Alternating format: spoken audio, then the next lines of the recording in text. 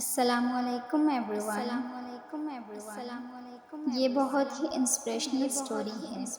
اگر آپ بھی اپنی دعاؤں میں کسی کی چاہت مانگ رہے ہو تو یہ سٹوری پوری ضرور سنیے گا۔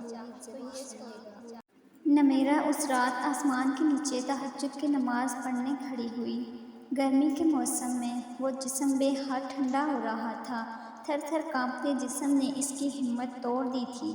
اس نے بمشکل نظریں اٹھا کر آسمان کو دیکھا اور یہ دیکھ کر اس کے چہرے پر حیرت انگیز آثار نمایاں ہوئے کہ وہ آسمان جو ستاروں سے بھرا ہوا تھا اچانک بیچ میں سے خالی ہو گیا اور یوں محسوس ہوا جیسے وہ رب اس سے سننے کے لیے ساتویں آسمان سے پہلے آسمان پر آ گیا ہو۔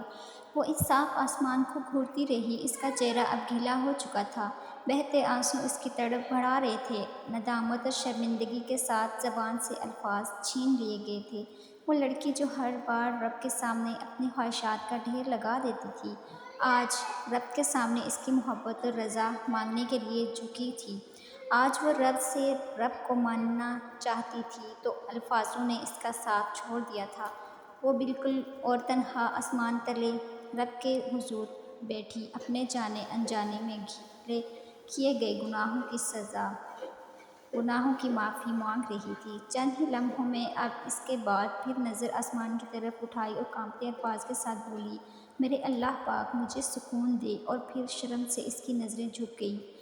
گناہ یوں لگا جیسے رب تسلی دے رہا ہے کہ اٹھو میری بندی اور نماز ادا کرو۔ وہ فوراً اٹھ کھڑی ہوئی۔ ایک عجیب سی خوشی اور تڑپ ایک ساتھ محسوس ہو رہی تھی۔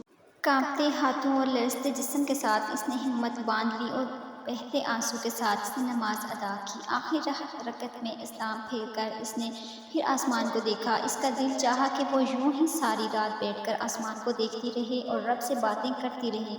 وہ خاموش زبان سے رب کو حال دل سنا رہی تھی۔ وہ رب کو اپنے بے بس سی ہونے کا بتا رہی تھی۔ محبت یقین کا سفر بہت دیر یوں ہی نہیں خاموش رہنے کے بعد اس کے سکون محسوس ہوا۔ دل ہی دل میں وہ رب سے کچھ کر چکی تھی۔ اب اس کا دل چاہ رہا تھا کہ وہ زبان سے پکارے جو کبھی وہ دل میں کر چکی ہے۔ اس کا زبان سے اظہار کرنا اور یہی سوچے ہوئے اس نے دعا لے لی، ہاتھ باندھ بلند کیے۔ ایک بار پھر اس نے نگاہ آسمان کو تکنے لگی۔ ستاروں کے بیچ بیچ فلک کا وہ خالی حصہ جہاں وہ خوبصورت دیکھ رہی تھی آسمان اچانک بے حد میں اب شرمندہ ہوں۔ میں اپنی خواہشات کی غلامی میں اتنا آگے نکل گئی کہ تجھے خیال ہی نہیں رہا کہ جس کی خاطر آپ سے دور ہو گئی ہوں وہ مجھ سے یوں ہی چھین جائے گا۔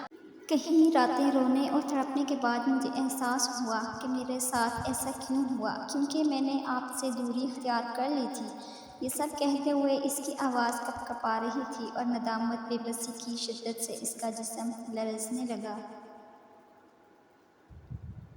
وہ خود کو اس قابل نہیں سمجھتی تھی کہ وہ رب کو پکار سکے اور آج یہ دیکھ کر اس کی تڑپ کا انتہا نہیں رہی تھی۔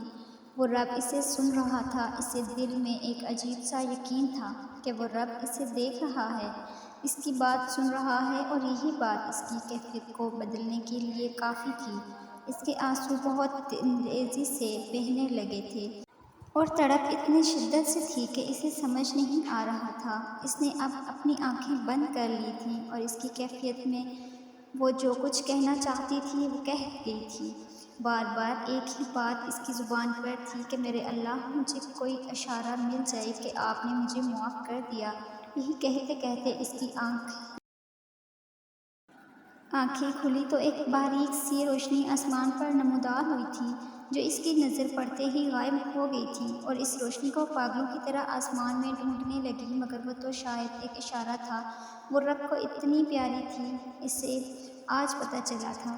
اس کی خوشی کی انتہا نہیں تھی اور اب اس کا حال چاہا تھا، دل چاہا تھا کہ وہ شخص جو اسے چھوڑ گیا ہے ایک بار اس کے سامنے آئے اور وہ اسے بتائے کہ اس نے کیا پایا۔ اس نے اپنی محبت کو کھو کر رب کو پا لیا تھا۔ اس نے رب کی محبت پا لی تھی اور اب وہ اس سے بے پرواہ نہیں تھی۔ انسان کی محبت ہمیں صرف بے سکون کرتی ہے۔ سچی محبت تو صرف اللہ کی ہے۔ اپنے اللہ سے سچی محبت کرو۔ بے شک میرا اللہ ہر چیز پر قادر ہے۔ میں نے اب اپنے نصیب سے لڑنا چھوڑ دیا تھا، جو نہیں ملا اس پر شکوہ کرنا چھوڑ دیا تھا۔ وہ کہیں ناراض نہ ہو جائے مجھ سے، اس وجہ سے میں نے گلے کرنا چھوڑ دیا۔ اس نے مجھے اتنا کچھ دیا ہے کہ اگر گنتی کرنے بیٹھوں تو میری ذات ختم ہو جائے، لیکن گن نہ سکوں۔ اس کے احسانات اتنے ہیں کہ اگر میں سوچنے بیٹھوں تو میری سوچ کم پڑ جائے، مگر سوچ نہ سکوں۔ پہلے میں بہت شکوے کیا کرتی تھی اپنے رب سے کہ میرے ساتھ ایسا کیوں ہوا، یہ دکھ درد میرے نصیب میں کیوں لکھے گئے۔ مجھے لگتا تھا میری دعائیں قبول ہی نہیں ہو رہی، جو میں مانگتی ہوں مجھے عطا نہیں ہوتا۔ میں اس کے سامنے ہاتھ اٹھائے آنسو بہاتی رہتی تھی، ہر بار گلے کر کے ناشکری کرتی تھی، مگر پھر آہستہ آہستہ ان چیزوں کو کھو دیا جن کی خاطر میں شکرے کرتی تھی، جو میں دعاؤں میں مانگتی تھی، جن کو خود سے اور دور جاتا دیکھتی تھی۔ اور پھر اس کی مجھے مصلحت سمجھ آنے لگی، ہر وہ چیز جو مجھ سے دور ہو رہی تھی اس کی اصلیت سمجھ آنے لگی تھی۔ کچھ ہی وقت میں مجھے دکھا دیا گیا کہ میرے حق میں بہتر ہی نہیں تھا، مگر مجھے صبر آنے میں بہت وقت لگا تھا۔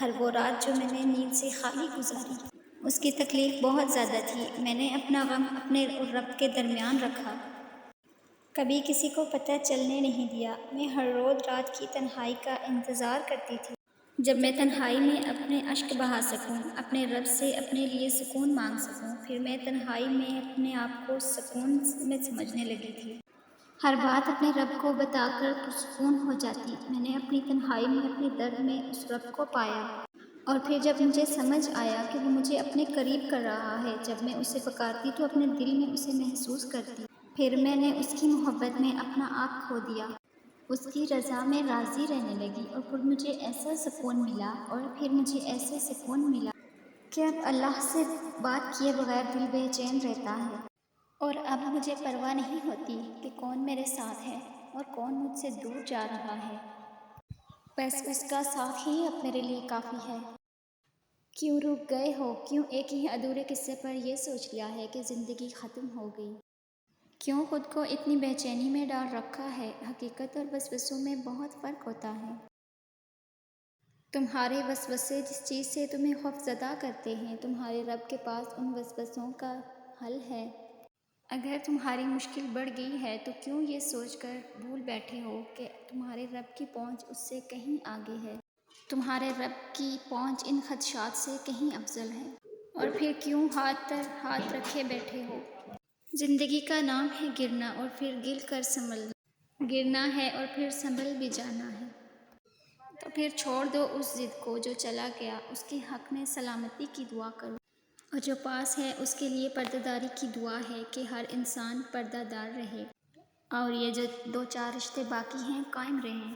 ایک بات یاد رکھیں، اللہ کے راستے میں آ جاؤ تو تکلیفیں آتی ہیں، تکلیفیں بھی آ جاتی ہیں، لیکن اس راستے پر چلنے کی سب سے خوبصورت بات پتہ ہے کیا ہے؟ تکلیف تو آتی ہے، آزمائش بھی آ جاتی ہے، لیکن تمہیں صبر کرنے کا حوصلہ پیدا ہو جاتا ہے۔ تم گر بھی جاؤ تو اللہ تمہیں یوں سنبھال لیتا ہے کہ گویا کچھ ہوا ہی نہیں۔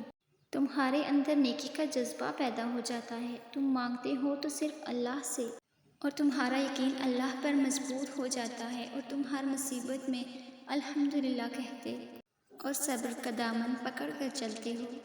پھر درد کو سہنے میں بھی مزہ آتا ہے، اور پھر اللہ کے قرب کو پانے کا اور بھی راستہ آسان ہو جاتا ہے۔ پھر سکون تمہیں سجدے میں ملتا ہے، اور قرآن ہی تمہارا دوست بنتا ہے، کیونکہ پتہ ہے یہ سب کب ہوتا ہے؟ جب تم اللہ پر توکل کر کے اپنا ایمان مضبوط کر لیتے ہو۔